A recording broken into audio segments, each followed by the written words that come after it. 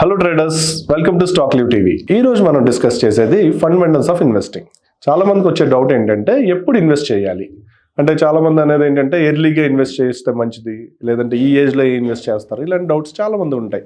So మేము అనేది ఏంటంటే, మీరు ఇన్వెస్ట్మెంట్ చేద్దాము అనే డెసిషన్ ఏ రోజైతే తీసుకున్నారో అదే మంచి రోజు, ఆ రోజే ఇన్వెస్ట్మెంట్ చేయడానికి ట్రై చేయండి. అంటే నేను 60స్లో ఉన్నాను, నేను చేయొచ్చా, 40స్లో ఉన్నాను, ఆల్రెడీ లేట్ అయిపోయానా, లేదా నేను 20స్లో ఉన్నా, లేదా 25లో ఉన్నాను, నేను టూ ఇయర్లీయా మార్కెట్ని అర్థం చేసుకున్నాను, ఇలా చాలామంది డౌట్స్ ఉంటాయి. బట్ మీకు అర్థం చేసుకుంది ఏంటంటే, ఇన్వెస్టింగ్ చేసేది మీరు రిటర్న్స్ కోసం.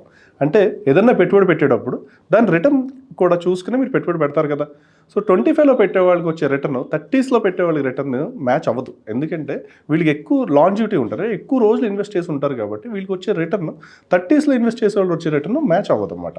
సో మీరు అర్థం చేసుకోవాల్సింది ఏంటంటే, ఏ ఏజ్లో ఉన్నా మీరు మీ ఇన్వెస్ట్మెంట్ గోల్స్ బట్టి కూడా మీ ఇన్వెస్ట్మెంట్ స్ట్రాటజీస్ డిజైన్ చేసుకోవాలి. చాలామందికి ఎక్కడ ఇన్వెస్ట్ చేయాలి అంటే, ఇన్వెస్ట్మెంట్ ఎక్కడ చేద్దాము, సేవింగ్స్లో చేద్దామా, ఇన్వెస్టింగ్లో చేద్దామా అన్న డౌట్ కూడా ఉంది. సేవింగ్స్కి ఇన్వెస్ట్మెంట్కి తేడా తెలియని వాళ్ళు కూడా ఉన్నారు.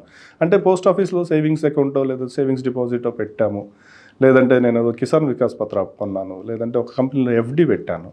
సో ఏది సేవింగ్, ఏది ఇన్వెస్ట్మెంట్ అనేది డిస్కస్ చేద్దాం. మీరు ఎప్పుడైతే తొందరగా నాకు రిటర్న్ రావాలను, లేదంటే నేను ఎప్పుడు కావాలంటే అప్పుడు నేను నా పెట్టుబడి వెనక్కి తీసుకోవాలి అంటే లిక్విడిటీ అంటాం దీన్ని, అనుకునే వాళ్ళందరూ కూడా మేము సేవింగ్సే సజెస్ట్ చేస్తాం. అంటే ఏదైనా ఎఫ్డి వేయండి ఒక బ్యాంక్లో కానీ, లేదా కార్పొరేట్ డిపాజిట్ చేసుకోండి, లేదంటే ఇందాక చెప్పినట్టు కిసాన్ వికాస్ పత్రాలు పెట్టుబడి పెట్టండి, ఇలాంటివి చెప్తాం. ఎందుకంటే దీంట్లో రిస్క్ భయం అనేది లేదు, అలాగే ఇన్వెస్ట్మెంట్ మీద వచ్చే రిటర్న్ కూడా చాలా తక్కువ ఉంటుంది.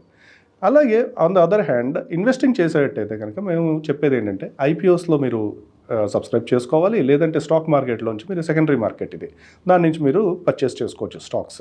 అలాగే మ్యూచువల్ ఫండ్స్లో కూడా మీరు ఇన్వెస్ట్ చేయొచ్చు. సో అంటే చిన్న చిన్న అమౌంట్స్ మేము ఇన్వెస్ట్ చేద్దాం అనుకునే వాళ్ళకి మ్యూచువల్ ఫండ్స్ సజెస్ట్ చేస్తాం.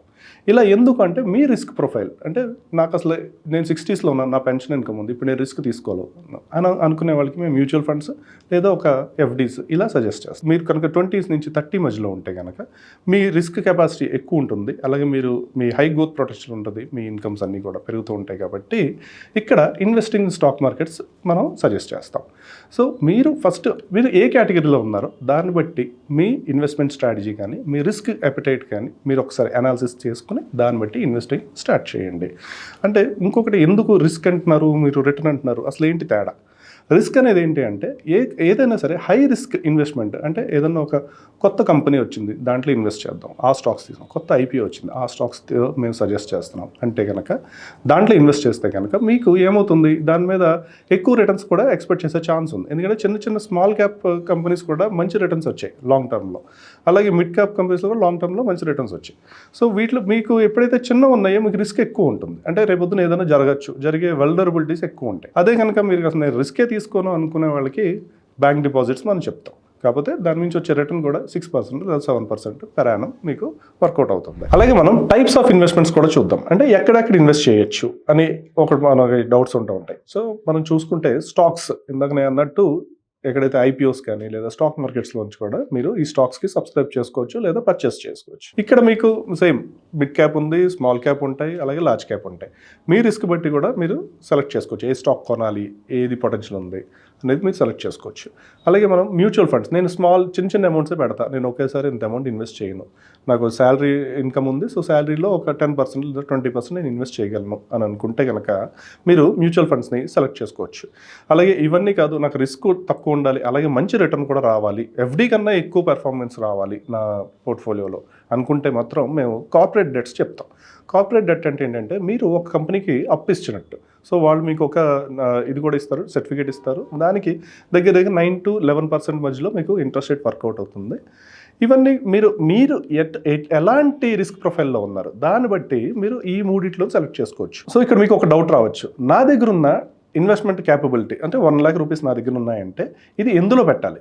మనం ఇందాక డిస్కస్ చేసినట్టు స్టాక్స్లో పెట్టాలా, మ్యూచువల్ ఫండ్స్లో పెట్టాలా, లేదంటే డిపాజిట్స్లో పెట్టాలా, లేదంటే రియల్ ఎస్టేట్లో పెట్టాలా, ఇలా చాలా డౌట్స్ వస్తాయి. సో మేము అనేది ఏంటంటే, అంత మనీ కూడా ఒకే దాంట్లో పెట్టద్దు, దాన్ని సెపరేట్ అంటే 20,000 దీంట్లో, 30,000 దీంట్లో, 30,000 ఒక మ్యూచువల్ ఫండ్లో, ఇలా డిఫరెంట్ ఇన్వెస్ట్మెంట్ ఇన్స్ట్రుమెంట్స్లో మీరు డిపాజిట్ చేస్తే మంచిదని చెప్తాం. దీన్ని మేము డైవర్సిఫికేషన్ అంటాం. ఎందుకు డైవర్సిఫై చేసుకోవాలంటే, అన్నీ కూడా ఒకేలా పెరగవు. కొన్ని స్టాక్స్ స్లోగా పెరుగుతాయి, కొన్ని మ్యూచువల్ ఫండ్స్ మంచి రిటర్న్స్ రావచ్చు, లేదా రియల్ ఎస్టేట్ మీకు మంచి రిటర్న్ ఇంకా వీటికన్నా ఎక్కువ రిటర్న్ రావచ్చు. లేదా ఏదైనా డౌన్ ట్రెండ్ ఉంటే కనుక mutual funds, real estate safer instruments అంటాం మనం. సో ఇలాగ ప్రతిదీ ఎక్కువ రిటర్న్ రాదు, అలాగే ప్రతిదీ అంత మన ఎక్స్పెక్ట్ చేసిన రిటర్న్ కన్నా తక్కువ పర్ఫామ్ కూడా చేయొచ్చు. సో ఎప్పుడైతే మీరు డైవర్సిఫికేషన్ చేశారో మీ రిస్క్ తగ్గించుకున్నట్టు అవుతుంది. సో మీ పోర్ట్ఫోలియోలో అంటే మీరు పెట్టే ఇన్కమ్ మీరు ఏదైతే ఇన్వెస్ట్ చేద్దాం అనుకుంటున్నారో దీన్ని ఇలా డైవర్సిఫికేషన్ అంటే డిఫరెంట్ సెక్టార్స్లో కానీ డిఫరెంట్ ప్రోడక్ట్స్లో మీరు ఇన్వెస్ట్ చేయమని మేము సజెస్ట్ చేస్తున్నాం. సో అంతా బాగుందండి, నాకు ఇన్వెస్ట్మెంట్ అమౌంట్ రెడీ అయ్యింది, ఎక్కడెక్కడ ఇన్వెస్ట్ చేయాలి, ఎప్పుడు డైవర్సిఫికేషన్ చేసుకోవాలి, ఇవన్నీ కూడా మీకు అర్థమయ్యాయి. కాకపోతే అసలు ఎందుకు ఇన్వెస్ట్ చేస్తున్నారు అంటే హై రిటర్న్ కోసం చేస్తున్నారా, లేదా మీరు ఏదైనా పర్చేస్ చేయడానికి అంటే ప్రాపర్టీ పర్చేస్ చేయడానికో, లేదంటే ఒక మ్యారేజ్ చేయడానికో, లేదంటే ఎక్కడికన్నా మీరు వెకేషన్కి వెళ్దాం అనుకుంటున్నారో, ఇలా డిఫరెంట్ గోల్స్ ఉంటాయి. ఈ గోల్స్కి తగ్గట్టుగా ఫస్ట్ మీరు గోల్ రాసుకోండి, గోల్స్కి తగ్గట్టుగా మీ ఇన్వెస్ట్మెంట్ అమౌంట్ సెలెక్ట్ చేసుకోండి. ఇన్వెస్ట్మెంట్ అమౌంట్ సెలెక్ట్ చేసుకుని ఆ తర్వాత ఎక్కడ పెట్టాలి, ఏ ఇన్స్ట్రుమెంట్లో పెట్టాలి, అలాగే డైవర్సిఫికేషన్ అనేది మనం చేస్తున్నామా లేదా, ఈ 4 ఆస్పెక్ట్స్ కనుక మీరు డిఫైన్ చేసుకోగలిగితే మీరు ఇన్వెస్ట్మెంట్ స్టార్ట్ చేసినట్టే లెక్క.